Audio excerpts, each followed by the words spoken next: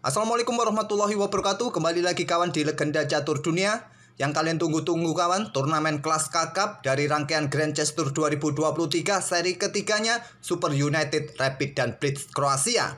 Seri pertama Super Bad Chess Classic Romania dimenangkan oleh Fabiano Caruana. Seri kedua Super Bad Rapid Blitz Polandia dimenangkan oleh Magnus Carlsen. Kembali Caruana Carlsen pun juga bermain di seri ketiga ini bersama 8 pemain lainnya kawan. Yanni Poniaci, Alireza Severosa, Jan-Christoph Duda, Richard Rapport, Magnus Carlsen, dan juga ada pemain atau pecatur tuan rumah Ivan Saric, ada Domara Jukukes, dan juga ada Viswanathan Anand ataupun juga ada Konstantin Lupulescu. Dan tadi malam seperti biasa dalam permainan Rapid dan Blitz kawan, 3 hari akan diisi permainan Rapid dan 2 hari akan diisi permainan Blitz.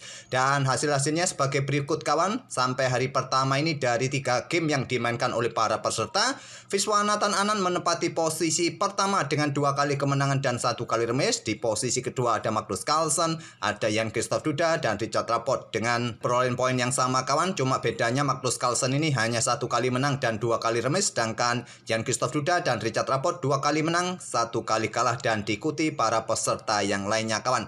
Dan untuk lebih jelasnya mengenai turnamen Grand Chess Tour, ada link nanti di kolom deskripsi. Website resminya bisa kalian kunjungi di situ. Dan kalian juga bisa mengotak-atik game-game para pemain ada di Lichess ataupun di chess.com. Bisa kalian otak-atik di situ seperti biasa kawan. Dan untuk game yang akan kita dahulukan untuk kita ulas adalah permainan King Magnus.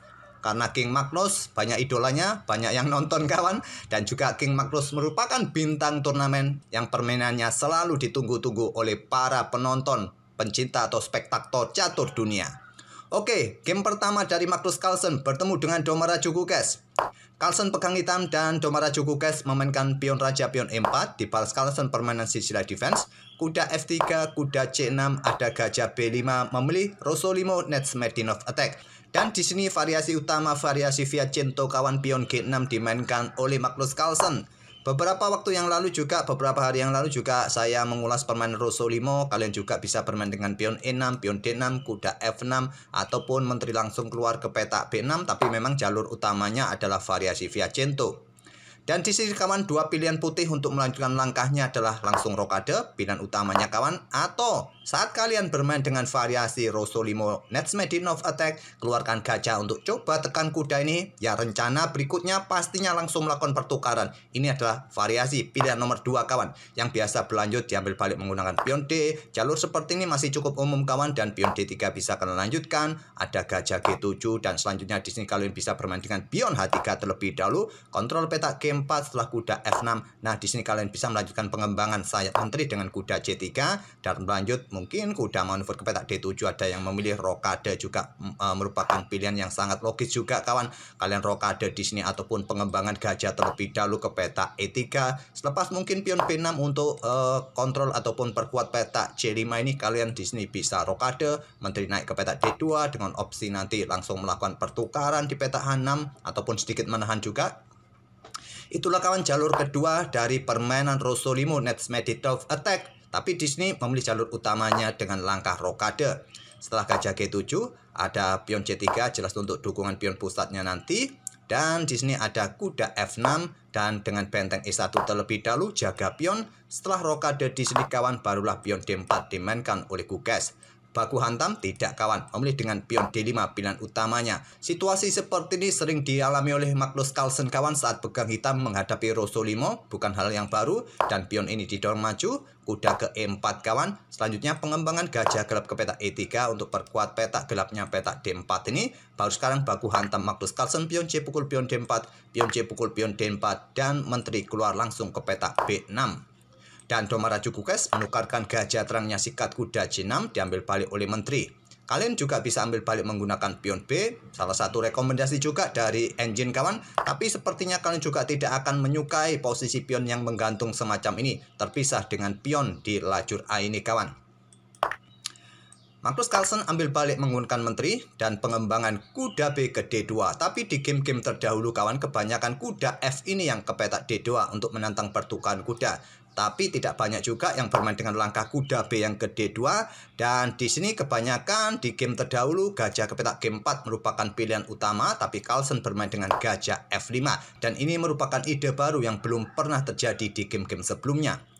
Ada kuda B3 tidak melanjutkan pertukaran dan Carlsen bermain dengan pion B6 jelas untuk kontrol petak-petak gelap ini dari ancaman manuver kuda.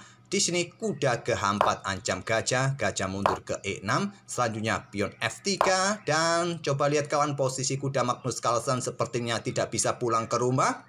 Tapi dengan mendorong pion F-nya, kuda ini juga tidak bisa pulang ke rumah lagi kawan. Diserang dengan pion G5. Dan di sini terjadi pertukaran kuda, pion F ambil kuda E4, pion G ambil kuda H4. Selanjutnya gajah G5 serang 2 pion kawan. Di sini Carlsen antisipasi dengan pion F6. Kalau kalian mencoba pion ini didorong untuk ke petak H3, ya berikutnya ada gajah ambil pion dengan tempo ancam benteng. Benteng terganggu tergeser kawan dan benteng putih dikeluarkan untuk segera bisa bermain di lajur C tempo ancam menteri. Setelah menteri bergeser mungkin dan di sini gajah ke petak D6. Kalaupun ada baku hantam dengan pion H pukul pion G2, benteng ini siap diangkat, digeser ke lajur G, raja mungkin bergeser. Nah, benteng ini mempunyai posisi yang sangat bagus, kawan. Oke, kita kembali ke langkah aslinya. Carlsen tidak mendorong pion, kawan. Dia bermain dengan pion F6. Dan di sini ada benteng dikeluarkan terlebih dahulu karena ada kesempatan dengan tempo ancam menteri, benteng C1. Menteri mundur ke petak B7, selanjutnya gajah ambil pion H4. Di sini Carlsen melanjutkan dengan pion D pukul pion E4 untuk membuka serangan pada diagonal terang agar bisa digunakan juga gajah terangnya nanti kawan. Dan selanjutnya di sini benteng diangkat naik ke petak C3. Ada opsi lainnya juga menteri ke petak D2 ataupun juga bermain dengan gajah ke petak G3 untuk pertahankan posisi pion pusatnya petak E5 kawan. Tapi memilih dengan benteng C3 untuk segera digeser ke lajur G mungkin. Dan di sini tidak diberikan kesempatan oleh Carlsen. Dia bermain dengan pion F5 kawan. Kalau engine menyarankan hitam baku hantam di sini kawan, memang terlihat cukup aneh dengan konstruksi nantinya akan seperti ini. 2 pion, 2 gajah bertumpuk di satu lajur kawan. Diserang dengan 2 benteng ini juga cukup menggelikan, cukup aneh. Tapi beberapa langkah berikutnya jika kalian mampu meresponnya juga posisi hitam bagus kawan. Apakah gajah ke petak D5 dan di sini ada benteng juga siap dikeluarkan ke lajur pusat kawan. Kalau gajah ke petak D5 kemungkinan gajah ambil pionnya dari petak E7 ambil oleh menteri. Menteri putih bisa mendapatkan gajah di petak D5. Itulah opsi dari engine kawan, tapi Magnus Carlsen ingin mendorong pionnya maju terus kawan ke petak F5 terlebih dahulu. Tidak memberikan kesempatan bagi benteng nanti bermain di lajur G. Pion ini siap didorong lagi kawan. Dan gajah bergerak ke petak G5. Pion terus didorong Carlsen ke F4. Di sini menteri C2. Langkah kesalahan dari Huges kawan yang terkuat tadi dengan benteng F1. Menteri ke C2 untuk mempersiapkan juga bagi bentengnya bisa ditupuk di lajur C. Berikan dukungan langsung bagi benteng menusuk ke baris ke-7 bersama gajah mendapatkan pion yang ada di petak E7. Dan respon dari Carlsen dengan pion H6 terlebih dahulu usir gajah. Dan juga berikan ruang sebanyak mungkin bagi pergerakan raja kawan. Gajah mundur ke petak H4, Carlsen mendorong pion E3-nya untuk membuka diagonal terang. Dipersiapkan untuk gajahnya ke depan menepati diagonal terang panjang. Selanjutnya menteri ini keluar kawan ke petak G6 coba serang gajah terang. Tidak melanjutkan dengan langkah benteng langsung bisa menusuk sebetulnya di baris ke-7. Tapi juga mudah diantisipasi oleh hitam kawan. Ada benteng A C8. Jika benteng putih ambil menteri, saya rasa benteng akan pukul benteng yang terkuat kawan. Tapi kalau kalian memilih pertukaran menteri semacam ini, coba lihat kawan. Benteng hitam juga menusuk ke baris kedua, walaupun kalian juga bisa menusuk di baris ke-7. Tapi coba lihat, diagonal terang ini bisa dimanfaatkan oleh gajah terang ke depannya bersama benteng.